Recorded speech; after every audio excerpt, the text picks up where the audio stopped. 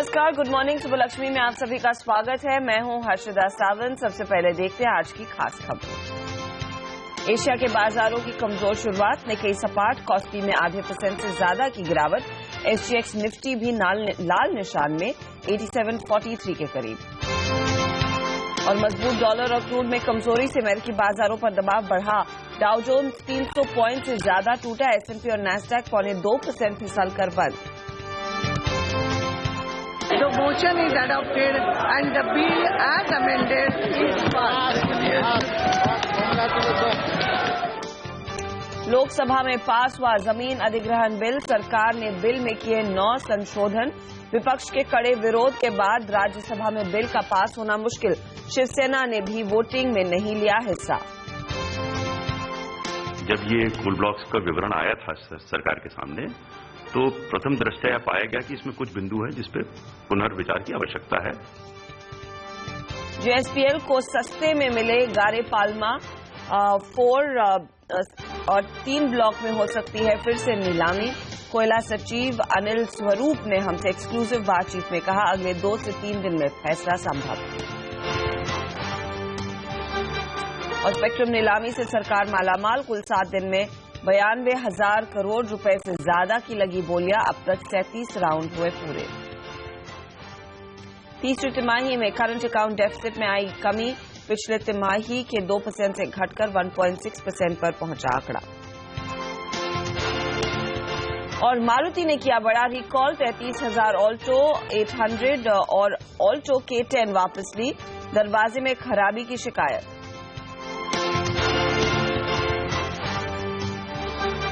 और अंतर्राष्ट्रीय बाजारों से आज के क्यू थोड़े से नरम है। एसजीएक्स निफ्टी पर एक बार नजर डाल लेते हैं। कल आपको याद होगा भारतीय बाजारों में एक सीमित दायरे में कारोबार बनता हुआ दिखाई दिया था।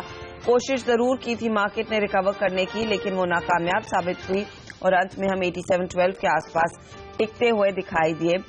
और आज भी संकेत एसजीएक्स निफ्टी की ओर से इतने कुछ उत्साहजनक नहीं है। लेकिन बड़ी डेवलपमेंट्स हुई हैं। कल लोकसभा में लंबी बहस के बाद आखिरकार जमीन अधिग्रहण बिल पास हो गया है। हालांकि विपक्ष और अपने सहयोगी दलों के दबाव में सरकार ने बिल में 9 संशोधन भी लाए, लेकिन वो विपक्ष को मना नहीं पाए। मोदी सरकार के लिए परेशानी की बात यह है कि उसके सहयोगी दल शिवसेना ने मतदान में हिस्सा नहीं लिया। वैसे सरकार ने किसानों की मंजूरी पर कोई बड़ा संशोधन नहीं किया है। वहीं सामाजिक असर के मामले में भी सरकार ने बदलाव नहीं लाए हैं। जमीन अधिग्रहण बिल पर बातचीत करने के लिए हमारे साथ जुड़े हैं हमारे ब्यूरो चीफ लक्ष्मण रॉय। लक्ष्मण, बताइए, सरकार ने जमीन अधिग्रहण बिल में क्या अहम बदलाव किए हैं? कौन से वो 9 कंसेंट क्लॉजेस पर दोबारा विचार किया गया है? जी बिल्कुल, आपने सही कहा कि जिस तरीके से लोकसभा में इस बिल को पारित कराया गया, लेकिन बिल पारित होने से पहले अंतिम वोटिंग से पहले विपक्ष वहां से वॉकआउट कर गया। तो अब असली चुनौती यहां पे राज्यसभा में आकर फंसेगी। राज्यसभा को लेकर क्या रणनीति होगी, इसका खुलासा किन्होंने भी नहीं किया। हालांकि सरकार की पूरी कोशिश थी कि विपक्ष को इसमें मनाया जाए, कम से कम अपने सहयोगी दलों को भी मनाया जाए, लेकिन सहयोगी दलों में शिवसेना ने भी यहाँ पे एब्सेंट किया वोटिंग के दौरान। इस कोशिश में सरकार ने बिल में विपक्ष और सहयोगी दलों के सुझाव को देखते हुए 9 संशोधन यहाँ पे प्रस्तावित किए थे, जिसको इस बिल में शामिल कर लिया गया है। सबसे पहला संशोधन जो यहाँ पे लाया गया है वो यहाँ पे खासतौर से ये है कि जो कंसेंट क्लॉज यानी सहमति की शर्त है वो अब सोशल इंफ्रास्ट्रक्चर प्रोजेक्ट पर भी लागू होगा। पहले ये था कि सोशल इंफ्रास्ट्रक्चर प्रोजेक्ट यानी हॉस्पिटल, स्कूल जैसे बिल्डिंग बनाने के लिए जमीन अधिग्रहण करना है तो सहमति की शर्त वहां पे लागू नहीं होगी, लेकिन अभी लागू होगी। दूसरा महत्वपूर्ण प्रावधान ये किया गया है कि जिनका जमीन लिया जाएगा, अधिग्रहण जिनकी जमीन की जाएगी, उनके आश्रित जो मजदूर होंगे, लेबर होंगे, उनमें से हर परिवार में से एक को नौकरी दी जाएगी। पहले सिर्फ मुआवजे का प्रावधान था। तीसरी बात यह की गई कि इंडस्ट्रियल कॉरिडोर की परिभाषा को लेकर के विपक्ष काफी हंगामा कर रहा था। तो यहाँ पे सरकार ने कहा कि इंडस्ट्रियल कॉरिडोर के तहत जो जमीन अधिग्रहण की जाएगी वो इंडस्ट्रियल कॉरिडोर के आसपास सिर्फ 1 किलोमीटर तक की जमीन अधिग्रहण की जाएगी। पहले यह प्रावधान 2 किलोमीटर तक का था। साथ ही यह भी कहा गया है कि अगर किसानों को कोई दिक्कत है तो उनकी सुनवाई की पुख्ता व्यवस्था पहले नहीं थी, अब पुख्ता व्यवस्था करते हुए कहा गया है कि हम जिला स्तर पर एक ट्रिब्यूनल टाइप से व्यवस्था करेंगे। और एक और बात यहाँ पे कही गई कि जब जमीन अधिग्रहण करने जाएंगे तो हम पहले देखेंगे क्या वहां कोई आसपास बंजर भूमि है और वो विकल्प है तो उस विकल्प को प्राथमिकता दिया जाएगा। इन प्राथमिकताओं के साथ, इन विकल्पों के साथ सरकार 9 संशोधन लाए और इस बिल को थोड़ा सा नरम पड़ती दिखी, लेकिन विपक्ष फिर भी शांत नहीं हुआ। अब पूरी संभावना है कि राज्यसभा में सरकार के लिए एक बड़ी चुनौती होगी इस बिल को पारित करा पाना। जी हाँ, अगला पड़ाव राज्यसभा का ही है और देखना है वहां पर कितनी आसानी से या फिर कितनी मुश्किल ये बिल खड़ा करता है सरकार के लिए। लेकिन लोकसभा में भूमि अधिग्रहण बिल पास होने के बावजूद गृह मंत्री राजनाथ सिंह ने कहा है कि सरकार ने विधेयक में किसानों के हितों का पूरा ध्यान रखा है। जो कुछ करना हो करें, लेकिन मैं कह सकता हूं कि आज कुछ संशोधनों के साथ यह लैंड एक्विजिशन से संबंधित बिल आज यह सदन में पारित हुआ है। उसमें किसानों के हितों पर पूरी तरह से ध्यान इस सरकार ने दिया है और मैं आश्वस्त करना चाहता हूं कि देश के किसानों को भी कि उनके हितों को कम से कम हमारी सरकार किसी भी सूरत में चोट नहीं पहुंचने देगी। हम चाहते हैं इस देश के किसानों के हितों पर भी चोट न पहुंचे और साथ ही साथ इस देश का विकास भी किसी भी सूरत में बाधित न हो। वहीं लोकसभा में लैंड बिल का जोरदार विरोध करने वाली कांग्रेस के रुख में कोई बदलाव नहीं आया है। पार्टी के नेता कमलनाथ ने कहा है कि पार्टी राज्यसभा में इस विधेयक का विरोध जरूर करेगी।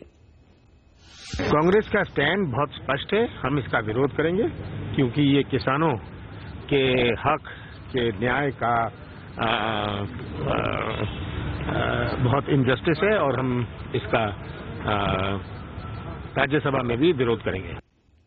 उधर सरकार को राज्यसभा में एक और झटका लगा है। Mines and mineral development and regulation यानी कि MMDR बिल राज्यसभा में अटक गया है। विपक्ष ने इस बिल को सिलेक्ट कमेटी के पास भेजने के लिए मजबूर कर दिया है, जबकि इस बिल को लेकर जमीन अधिग्रहण बिल जैसा कोई विरोध नहीं था।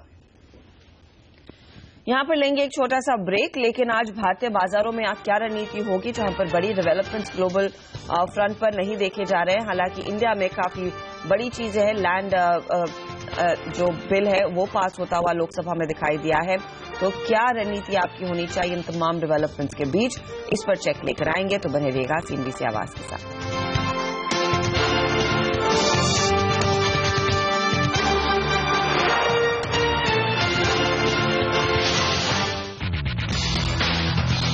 भरोसा तो हमें शुरू से था, आपने सिर्फ उस पर मोहर लगा दी।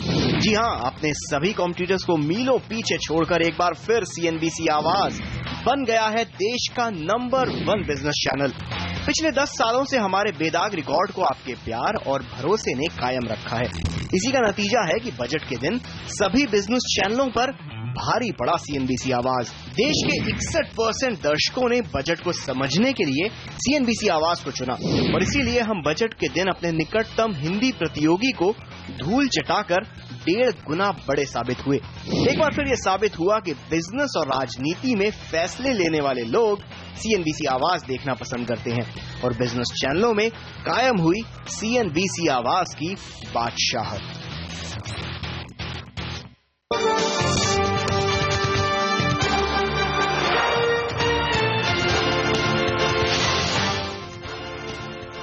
और आज ग्लोबल संकेतों से स्थिति अच्छी नहीं दिख रही है। अमेरिका में हमने देखा है फिर से भारी भरकम बिकवाली आई है। क्या ट्रिगर रहा है सेल ऑफ का और इसका असर एशियन मार्केट्स पर कैसा दिख रहा है? संदीप ग्रोवर हमारे साथ है सब जानकारी के साथ। संदीप, फिर से एक बेहद कमजोर सत्र अमेरिका में। बिल्कुल, काफी कमजोर सेशन था कल यूएस के बाजारों में। 0.25% तक की कमजोरी लेके एक महीने के निचले स्तर पर कल हमने देखा यूएस के बाजारों में क्लोजिंग देखने को मिली। डाउ में हमने देखा 333 पॉइंट के आसपास की गिरावट देखने को मिली। इनफैक्ट S&P और डाउ दोनों अगर आप देखें तो 5 जनवरी के बाद सबसे खराब दिन था इन दोनों इंडाइसिस के लिए। सबसे बड़ी कमजोरी लेके दोनों इंडाइसिस बंद हुए। फाइनेंशियल और टेक्नोलॉजी शेयर यहां पर सबसे ज्यादा दबाव देखने को मिला। 3-4 कारण थे जिसकी वजह से हमने देखा कल यूएस के बाजारों में प्रेशर देखने को मिला। डॉलर में हम देख रहे हैं कि काफी तगड़े गेंस देखने को मिले। 1% के आसपास की और मजबूती कल वहां देखने को मिली। 12 साल के आसपास की जो हाइज हैं वहां पर हम देख रहे हैं कि डॉलर इंडेक्स में कारोबार देखने को मिल रहा है। यूरोप में हम देख रहे हैं कि कमजोरी है क्योंकि शुरुआत होने के बावजूद वहां पे जिस तरह का सेल ऑफ था उसने भी यूएस के बाजारों को थोड़ा सा यहां पे चिंता में लेके आए और अनुमान से पहले ब्याज दरें बढ़ने की चिंता तो है ही। और उसके साथ साथ कच्चे तेल में जो गिरावट आई कल 3.5% के आसपास की कमजोरी थी। नाइमैक्स पे जो भाव है $48 के आसपास आया।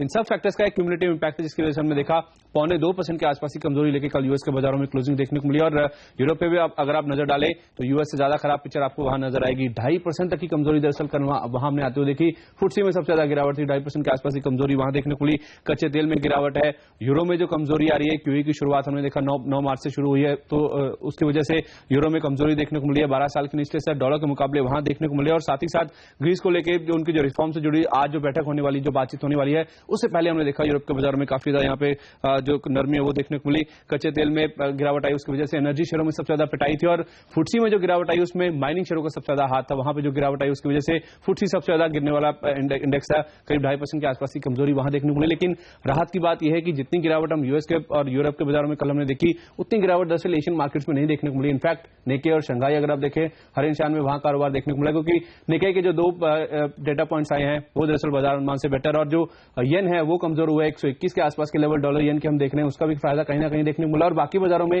जो गिरावट है वो केवल आधे % तक ही सीमित है। उस लिहाज से यूएस और यूरोप की तर्ज पर जितनी गिरावट है उतनी गिरावट हम एशियन मार्केट्स में नहीं देख रहे, और एग्जैक्ट निफ्टी भी मामूली कमजोरी के इंडिकेशन देता हुआ, तो यूएस यूरोप में एक सेल ऑफ देखने को मिला, लेकिन एशियन मार्केट्स में हम देख रहे हैं कि ज्यादा बड़ी गिरावट के इंडिकेशन आज इंडियन मार्केट्स के लिहाज से नजर नहीं आ रहे हैं। शुक्रिया संदीप। लकीली एशिया बाजार इतना ज्यादा टूटा नहीं है, यानी कि यहाँ पर एक हल्का इम्पैक्ट भारतीय बाजारों पर शायद दिखेगा। हमारे साथ है CNBC आवाज के market secretary Anil Singh. Anil, good morning. कल भी हमने कोशिश की निचले लेवल से रिकवर करने की, नाकामयाब साबित हुए हैं। आज ऑफ कोर्स यूएस यूरोप से क्यूज खराब है, लेकिन भारत में कल शाम को बहुत बड़ी डेवलपमेंट हुई है कि लोकसभा में वो लैंड बिल पास हुआ है। क्या ये बाजार को थोड़ा सा कॉन्फिडेंस दिला पाएगा, या फिर अब नजरें होंगी राज्यसभा में ये गाड़ी आगे निकलती है या नहीं? इनफैक्ट कॉन्फिडेंस हिलने वाली बात है, क्योंकि लैंड एक्विजिशन बिल जिस पर इतना विरोध हो रहा है, MMRD बिल जिसका विरोध नहीं हो रहा था, वो भी अगर सरकार राज्यसभा में पास नहीं कर पाई तो लैंड एक्विजिशन बिल कैसे पास होगा? तो लगभग ये बात तय है कि सरकार लैंड एक्विजिशन बिल पास नहीं करवा पाएगी, और ये जरूर एक नेगेटिव फैक्टर के तौर पर काम करेगा। दूसरा नेगेटिव फैक्टर अमेरिकी बाजारों से है ही, जिस तरह की तेज गिरावट फिर से देखिए, वो अलग बात है कि एशियाई बाजारों में दबाव नहीं है, और शायद यही वजह है कि SDX निफ्टी जो 40-50 पॉइंट नीचे कल रात को ट्रेड करता हुआ दिख रहा था, थोड़ी रिकवरी वहां पर आती हुई दिखी है। तीसरा नेगेटिव फैक्टर देखा जाए तो कल काफी दिनों बाद 700 करोड़ से ज्यादा की बिकवाली का आंकड़ा कैश मार्केट में FIs की तरफ से आता हुआ दिखा है। राहत की बात इतनी है कि वायदा कारोबार में बिकवाली का प्रेशर थोड़ा सा कम हुआ है, लेकिन ओवरऑल इन सारे आंकड़ों को मिलाकर देखें तो इसमें कोई डाउट नहीं कि बाजार में अब भी ऊपर के लेवल पर दबाव बरकरार रहेगा, और ऐसे में अगर एक शांत शुरुआत होती हुई दिखे, जैसा कि SDX निफ्टी सजेस्ट कर रहा था, उसके बाद आप थोड़ा और फिसलते हुए नजर आएंगे। लोअर साइड पर अब जिस लेवल पर मेरी नजर है वो 8670 का है। अगर क्लोजिंग बेसिस पर हम 8670 को होल्ड कर पाते हैं तो आप कह सकते हैं कि यहाँ पर बहुत ज्यादा शार्प डिक्लाइन की गुंजाइश नहीं बनती, लेकिन अगर इन लेवल्स के नीचे जाकर और बाजार ट्रेड करता हुआ दिखे तो फिर डाउन साइड रिस्क निफ्टी पर 150 से 200 पॉइंट तक की खुलती हुई नजर आ सकती है अगले कुछ दिनों में। तो एकदम बाजार का रुझान साफ है कि दिग्गजों पर जिस तरह का बिकवाली का प्रेशर बनता हुआ दिख रहा है, जिस तरह से FIs की बिकवाली अब कैश मार्केट में भी होती हुई दिख रही है, और राज्यसभा में जिस तरह के डेवलपमेंट होने, कहीं से कोई पॉजिटिव संकेत नहीं है। सिर्फ मूड बदलने का काम एक ही हो सकता है हर्षदा, वो ये कि अगर लैंड एक्विजिशन बिल किसी भी तरह से सरकार पास करवाने का जुगाड़ कर ले तो फिर शायद बाजार वहां से एक बेहद शार्प वी शेप रिकवरी दे सकते हैं, लेकिन वो होगा या नहीं पता नहीं। और जुगाड़ के चांसेस बहुत कम है, जिस तरह का विरोध यहाँ पर एलाइज की ओर से और खासतौर से विपक्ष की ओर से आया है। ऐसे में क्या निफ्टी में आपकी रणनीति होनी चाहिए, उस पर एक चेक ले लेते हैं। हमारे साथ है हेम सिक्योरिटीज के मनोज सचदेव। Manoj, good morning. बताइए निफ्टी क्या फिलहाल आपकी रणनीति रहेगी आज के दिन? मॉर्निंग हर्षिता जी। अगर निफ्टी का डेली चार्ट देखें तो उसमें कंटिन्यू पिछले 3-4 दिनों से लोअर हाइस लोअर लोज की फॉर्मेशन हो रही है। डाउनवर्ड स्विंग चार्ट है और इसमें एक मेजर सपोर्ट लेवल है 8670 का। तो अभी तो निफ्टी को सेल करके ही चलेंगे। 8760 का ऊपर में एक स्टॉप लॉस लगाएं, नीचे में पहला जो लेवल होगा 8670, और फिर अगर ये लेवल ब्रेक होता है तो नीचे में 8600 तक के लेवल देखने को मिलेंगे। और किन स्टॉक्स में फिर आपको लग रहा है एक्शन देखा जाएगा? क्या आपको लग रहा है अपॉर्चुनिटी डिप पर खरीदारी की है, या फिर आप स्टॉक्स में भी बिकवाली करेंगे? जी हाँ, स्टॉक्स में भी अभी तो सेल करके ही चलेंगे। पहला स्टॉक होगा एमटेक ऑटो का। इसको 158 के स्टॉप लॉस से भी बेचेंगे और 140 के टारगेट के लिए। इसमें मेजर सपोर्ट था 154 का, जो कल ब्रेक हो चुका है। और दूसरा स्टॉक होगा PFC पावर फाइनेंस कॉर्पोरेशन का। 294 के स्टॉप लॉस पे सेल करेंगे और 270 के टारगेट के लिए। ओके, तो यहाँ पर बिकवाली की सलाह स्टॉक्स में भी आ रही है, पीएफसी बेचने की सलाह और साथ ही एमटेक ऑटो में भी बिकवाली का ही सौदा बनता है। निफ्टी याद रखिए 8712 पर कल की समाप्ति देखने को मिली और वहीं पर बिकवाली की सलाह है। जैसे अनिल ने भी कहा 8770 एक इंपॉर्टेंट लेवल, अगर उसको तोड़ता है तो आगे बाजार 8600 तक भी फिसल सकता है। तो ये टारगेट्स रहेंगे आज की ट्रेड के लिए। शुक्रिया मनोज इस जानकारी के लिए। लेकिन फोकस में रहेगा जेएसपीएल का शेयर भी आज, क्योंकि सस्ते में इनको हाथ लगा था गारे पाल्मा फॉर 1 ब्लॉक इसके समेत 3 ब्लॉक्स की फिर से नीलामी की संभावना दिख रही है और इस बात के संकेत खुद कोयला सचिव अनिल स्वरूप ने दिया है। सीएनबीसी आवाज से एक्सक्लूसिव बातचीत में उन्होंने कहा कि सरकार के पास 3 कोल ब्लॉक समीक्षा के लिए भेजे गए हैं, इनमें जिंदल और बाल्को को मिले कोल ब्लॉक्स शामिल हैं। जब ये कोल ब्लॉक्स का विवरण आया था सरकार के सामने, तो प्रथम दृष्टया पाया गया कि इसमें कुछ बिंदु हैं जिसपे पुनर्विचार की आवश्यकता है, पुनर्एग्जामिनेशन की आवश्यकता है। इसी दृष्टिकोण से नॉमिनेटेड अथॉरिटी से अनुरोध किया गया था कि आप इस पर अपनी टिप्पणी दें। वो टिप्पणी हमें प्राप्त हो गई है और अब उसका परीक्षण शासन स्तर पर हो रहा है और अगले 2-3 दिन में इसमें निर्णय ले लिया जाएगा। और ये सेंटिमेंट बिगाड़ सकता है जेएसपीएल के शेयर के लिए, उस पर नजरें रहेंगी। याद रखिए पिछले सत्र में यहां पर थोड़ी बहुत मुनाफा वसूली आई थी, लेकिन उससे पहले के सेशन में जहां पर बाजार भारी भरकम 600 पॉइंट की गिरावट दिखाता नजर आया था, इस स्टॉक में काफी ज्यादा तेजी की पोजीशंस भी थी, तो वो शायद और भी अनवाइंड हो सकती हैं। हम लेंगे एक छोटा सा ब्रेक, लेकिन आज जेएसपीएल के अलावा कौन से दूसरे स्टॉक्स रहेंगे फोकस में, ये आपको बताएंगे और साथ ही आपको बताएंगे कमोडिटी और करेंसी मार्केट में आज की क्या रणनीति होनी चाहिए।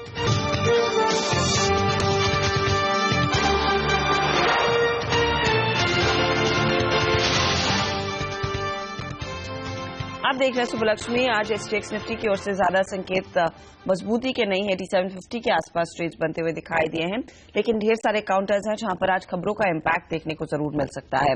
हमारे साथ इसी पर एक चेक देने के लिए सोनम मेहता और Varun Dubey. Good morning.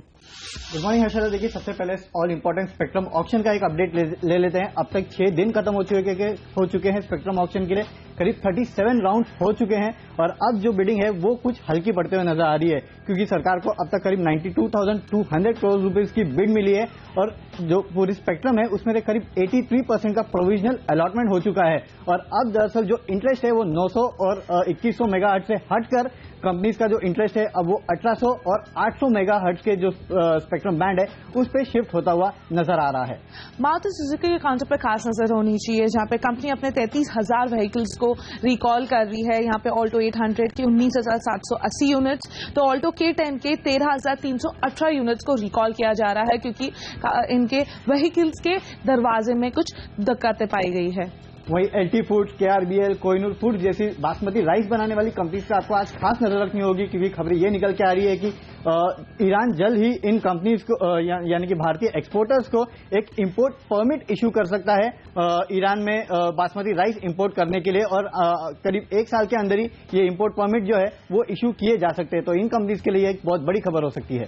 PSU banks पे खास आज आपकी फोकस होनी चाहिए, जहां पे वित्त मंत्री PSU बैंक्स के हेड्स को आज मिलने वाले हैं। उनके बैंक्स के परफॉर्मेंस तो रिव्यू होंगे ही, साथ ही आरबीआई ने हाल ही में जो रेट कट किया था ये बोरोवर्स को पास ऑन किया जाए, इस तरह से फाइनेंस मिनिस्टर इन बैंक्स को मनाते हुए दिखाई देंगे।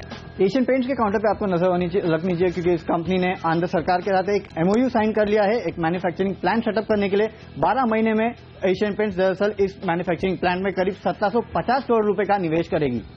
गुजरात फ्लोरो के काउंटर पर नजर होनी चाहिए, जहां पे कंपनी के आयनेक्स विंड के RHP को अप्रूवल मिल गया है। इसका इशू या फिर IPO खुलेगा मार्च 18 तारीख को, बंद होगा मार्च 20 तारीख को, और इशू का प्राइस बैंड 315 से 325 रुपए प्रति शेयर का तय हुआ है। गुजरात फ्लोरो के लिए आयनेक्स विंड काफी इंपॉर्टेंट है, क्योंकि उसमें कंपनी 75% का हिस्सा रखती है।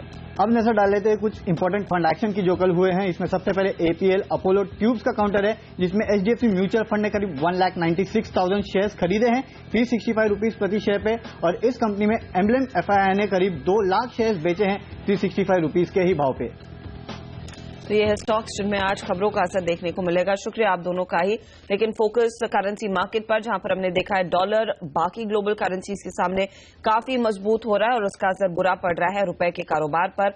2 महीने के लोज पर हमने कल की समाप्ति देखी 62.76 पर रुपए टिका डॉलर के मुकाबले। आज क्या स्थिति रहेगी, कितनी और कमजोरी आ सकती है? अनुज गुप्ता हमारे साथ है। अनुज, बेहद कमजोर आलम बना है करेंसी मार्केट के लिए, रुपया पिस रहा है बाकी करेंसीज के लिहाज के सामने भी। क्या आज रणनीति रहेगी रुपए में?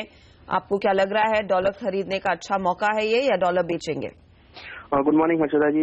बिल्कुल, अगर हम देखें तो पिछले जब से वीक स्टार्ट हुआ है तभी से ही एक हमने वीकनेस आती हुई देखी है और हमने कल भी देखा था कि मार्केट एक वीकनेस में बंद हुआ था। मुझे लगता है कि जो ट्रेंड रहेगा वो अभी भी डेप्रिसिएशन की तरफ ही रहेगा। तो हमारा जो स्ट्रेटेजी रहेगी इंट्राडे के लिए वो बाइंग की रहेगी। तो करीबन 62.8085 के आसपास मार्च वायदा में बाय इनिशिएट कर सकते हैं। टारगेट हमें लगता है करीबन 63.20 तक देखने को मिल सकता है। और अगर ये ट्रेंड ऐसे ही रहा तो और इस वीक में अगर मार्केट ऐसे ही क्लोज होता है 63 के ऊपर तो हमें लगता है कि फिर 64 तक के लेवल भी देखने को मिल सकते हैं। ओके, 64 तक जाने की संभावना। आज का टारगेट फिलहाल 63.20 का है। सोने चांदी में क्या रणनीति होगी या फिर कच्चा तेल आपको लग रहा है वहां पर फिर से शॉर्ट करने का मौका?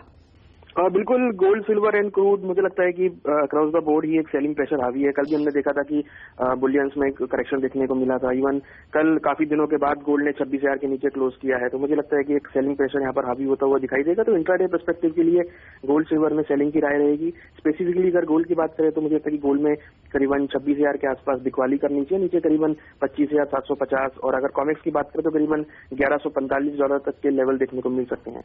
वहीं दूसरी ओर अगर क्रूड को देखें तो क्रूड ने भी $50 का जो रेजिस्टेंस था उसको ब्रेक नहीं किया, वहीं से करेक्ट होता हुआ दिखाई दिया, करीबन 48.50 के आसपास चल रहा है। मुझे लगता है कि वहां भी एक सेलिंग यहाँ पे हावी हो सकती है। कल भी करेक्शन था तो आज भी मेरी स्ट्रेटेजी सेलिंग की रहेगी। करीबन 3000 के आसपास बिकवाली करना चाहिए, नीचे करीबन 2980 तक के लेवल देखने को मिल सकते हैं। बिकवाली का दबाव कमोडिटी मार्केट में देखने को मिलेगा स्ट्रेंथनिंग डॉलर के सामने। शुक्रिया इस जानकारी के लिए, इस अपडेट के लिए अनुज। तो ये है फिलहाल ट्रेड की स्ट्रैटेजी करेंसी और कमोडिटी मार्केट के लिए। लेकिन कहां पर आपको मौका मिलेगा अच्छे खासे स्टॉक्स खरीदने का या फिर बिकवाली के सौदे कहां पर दिखेंगे, इस पर स्टॉक 2020 आपके लिए हाजिर करेंगे। नीरज हमारे साथ है। नीरज, बताइए क्या रणनीति आप लेकर चलेंगे? Good morning Harshada. और जिस तरीके से ग्लोबल क्यूज दिख रहे हैं उससे तो शॉर्ट साइड में ही ज्यादा आइडियाज बनते हैं, लेकिन 2-3 दिन अपना बाजार काफी गिर चुका है। जैसे सेक्टर्स का मानना है कि थोड़ा कॉशियस रहना चाहिए क्योंकि मार्केट बाउंस भी कर सकता है, लेकिन ओवरऑल शॉर्ट्स की तरफ ज्यादा रुझान रहेगा। तो बस एक थोड़े से इंतजार के बाद लेके आएंगे पूरे ही स्टॉक्स आपके सामने।